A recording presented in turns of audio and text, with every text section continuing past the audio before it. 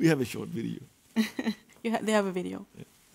And then I normally quote an Elvis Presley song, you know, a little less conversation, a little more action. And I think it's really needed now. So we've talked about this for a long time now. Let's go out and do it. So the idea to Algiecel derived from me being a CEO of a fermentation company. From any fermentation process, you would have CO2 being emitted from the process. That's a problem. You need to find a solution. How can we develop a concept that would make it easy for me as a CEO of a company with a CO2 challenge to get rid of that CO2 and make a profit at the same time? Algiecel provides carbon capture as a service, using or applying the ways of nature to solve a problem. Our planet has been using photosynthesis for ages to turn CO2 into, biomass. We do the same. We apply the ways of nature. We apply microalgae. They can pick up the carbon, and then the carbon is converted into a biomass that can be used for feed and food products. So this is a technology that is super compact, built into a 40-foot standard shipping container. So you can imagine that you can have a lot of these containers stacked and packed right next to where you have the CO2 point emission.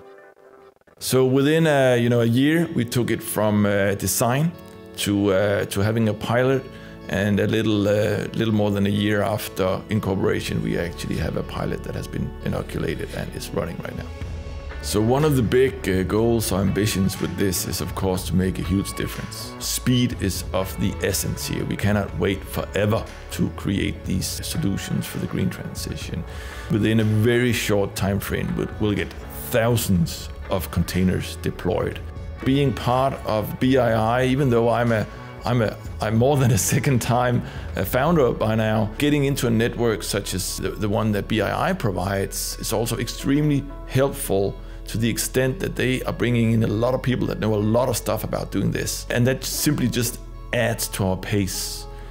So experience, good people, good tech, and being part of a network that can help you is just providing you with a lot of extra pace. Super. Nice video, Henrik. Well done. First of all, welcome to this fireside chat with Henrik, the CEO and founder of Algiecel. Then a big thanks to the NOAH team and Marco for keeping focus on impact investing. So, starting off here, I've spent the last 15 years in venture capital, the past 5 as a CVC, seen quite a lot of upturns and downturns. And especially in the downturn side of things, we need to adapt our investment strategy. What is different this time around is that we have a planet to save. That basically puts us in a situation where we need to take a little bit more chances. As mentioned, here with me on stage, I have my longtime friend Henrik, serial entrepreneur that I've personally invested in 2 times. Henrik, can you share a little bit more on yourself? Yeah, just my background is within industrial biotech, so I scaled a company, a sustainable non-land-based protein company called Unibio, and made a partly exit last year in May, and since then I've founded Algiecel, and now spending most of my time to the company to which you've just been introduced. So we're here to talk about carbon capture company. Henrik, in the video, you start out by saying, I would like to see a little less conversation, a little bit more action. Can you elaborate on what you mean by that? Yeah, sure. So I think it's also captured by the phrase on the slide on the main stage. We don't have time. So I believe that we rapidly need to deploy a lot of capital into deep tech solutions if we are to make a swift green transition. In the video, you also, now we have the BII up here behind us. You say, it's nice to have access to people in the network. Could you share your thoughts on the fundraising environment and how it has been for you in both Unibio and Algiecel? Yeah, so sure. So BII is a bioinnovations institute, and I would recommend all of you to look into it because it's an incubator that also comes with financing.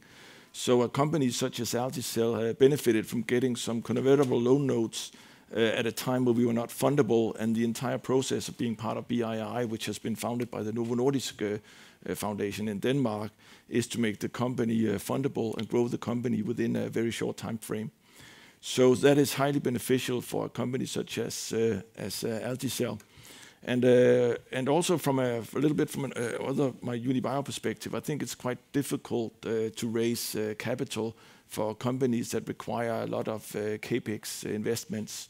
At least from a Danish perspective, that has been a challenge, and I think a little bit of disruption to the business as usual model, where we maybe could look into venture investing, deploying more money earlier, would be beneficial, I think.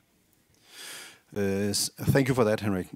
Also, you talk about the CEO being in need of making money on their CO2 emissions in the video. That seems a little bit odd to me, right? CO2 emissions is something that we don't really want, so don't really understand it. But can you give me a little bit on that and how you attack that in Algiecel? Sure. So I think it's super important that we don't develop technologies that would be relying on subsidies for a very long time. We cannot afford having another windmill industry that needs to be subsidized for many years before it becomes profitable. So I sincerely believe in technology and business models where you can quite quickly come to a point where it's profitable. And part of our business model is to share any revenue from our process with the client that has a CO2 challenge. So the entire idea and concept is to send that money back, so we fairly quickly can see a return on having a CO2 resource. I sincerely believe in that biogenic or green CO2 will become a valuable resource in the future, especially now when we are deploying so much capital into this space. Thank you for sharing that. Henrik, you are wrapping up your latest financing round here before the Christmas. What kind of investors are you looking for in your next round? Yeah, I think the easy answer to that question would be, any type of investor that holds, that works within the energy space. We need a lot of energy from our process, but also investors that are active within the feed and food space would be interesting for us. Definitely investors that have the network and can open doors for the company is super important. But in the end, it also comes down to investors that share they need to share our values, right, and believe in the team and the tech. And here, shortly wrapping up, I started in venture 15 years ago, and I saw some of the first climate investors out there, right? A lot of money was deployed and wasted into algae technology. Why do you believe that has changed now? Yeah, so that's true. So a long time back, there was a big focus on algae, and especially what algae could do within biofuels. I think this time around, you have a market out there, so you have a market demand for the derivative products being the feed and food. So the market is already there and well established. And now it's a matter of creating the right tech, the tech that gives you the productivity that you need for it to become feasible. And I think that we have the solution for that.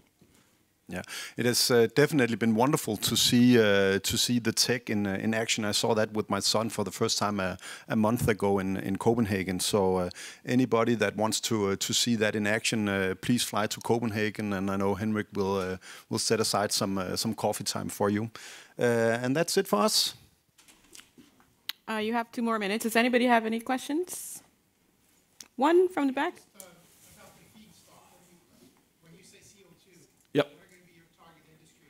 Yeah, so we target fermentation companies or biogas plants.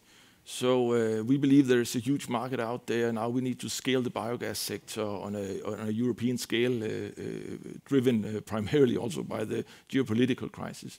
So we need to rapidly scale the biogas sector. And for every biogas plants that you add, you would have CO2 emissions from those plants. So we would very much like to become maybe one out of several technologies that you can implement together with the biogas plants, so we can capture the CO2 and convert it into products that can easily be transported away from a decentral production site.